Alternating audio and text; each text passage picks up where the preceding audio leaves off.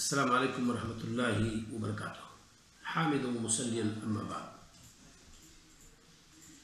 صلاۃ بھی روزی کا ایک دروازہ ہے۔ یہ بات اس میں بتانا چاہتا ہوں۔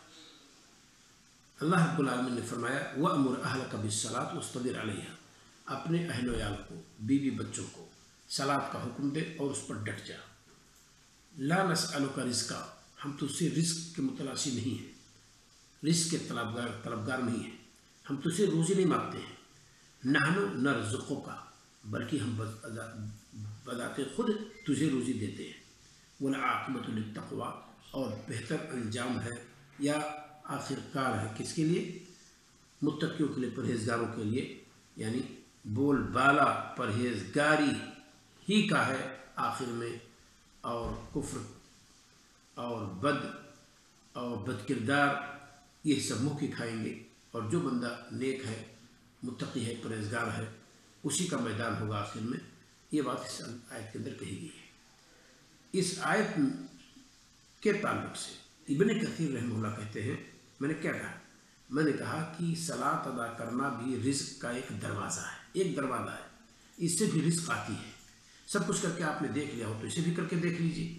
حافظ ابن کثیر رحمہ اللہ کہتے ہیں، جن کا انتقال 774 ہجری میں 73 ہجری میں ہوا ہے، کہتے ہیں یعنی اذا اقمت الصلاۃ، بندے جب تو نے صلاۃ قائم کی، اتاک رزق تیرے پاس آئے گی، من حیث لا تحتسب، ایسی جگہ سے کہ تجھے گمان بھی نہیں ہوگا کہ کیا یہاں سے بھی روزی ملنے والی تھی، لیکن اللہ رب العالمین دے گا۔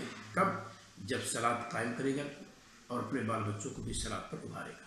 آج پوری کی پوری سوسائٹی صلاۃ نہیں ادا کرتی ہے، افسوس کی بات ہے، اور پوری دنیا کے اندر شکایت ہے کہ روزی روٹی اور مہنگائی کا مسئلہ ہے۔ جہاں سنیے، جہاں بیٹھے وہیں سے چیز آپ سنتے رہتے ہیں، ہم بھی سنتے رہتے ہیں۔ تو اللہ رب العالمین کو یاد کیجیے، اللہ رب العالمین بھی یاد رکھے گا۔ صلاۃ یہ ذکر ہے، وَأَقِمِ الصَّلَاةَ لِذِكْرِي، میرے ذکر کے لیے صلاۃ کو قائم۔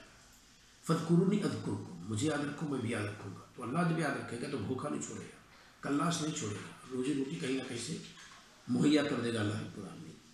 اِذَا نُودِیَ لِلصَّلَاةِ مِن يَوْمِ الْجُمْعَةِ فَاسْعَوْا إِلَىٰ ذِكْرِ اللَّهِ، جب جمعہ کے دن ندا دے دی جائے تو اللہ کے ذکر کی طرف دوڑ پڑے، یعنی صلاۃ کی طرف۔ تو صلاۃ بھی اللہ تعالیٰ کے لیے ذکر ہے، اس میں کوئی شک نہیں۔ وَذَكِّرْ فَإِنَّ الذِّكْرَ تَنفَعُ الْمُؤْمِنِينَ، یاد دلا دیجیے، یاد دلا دینا مومنوں کے لیے فائدہ مند ہے۔ لڑائی جھگڑا کرنے کی ضرورت نہیں ہے، مومن خود جانتا ہے سب چیزوں کو۔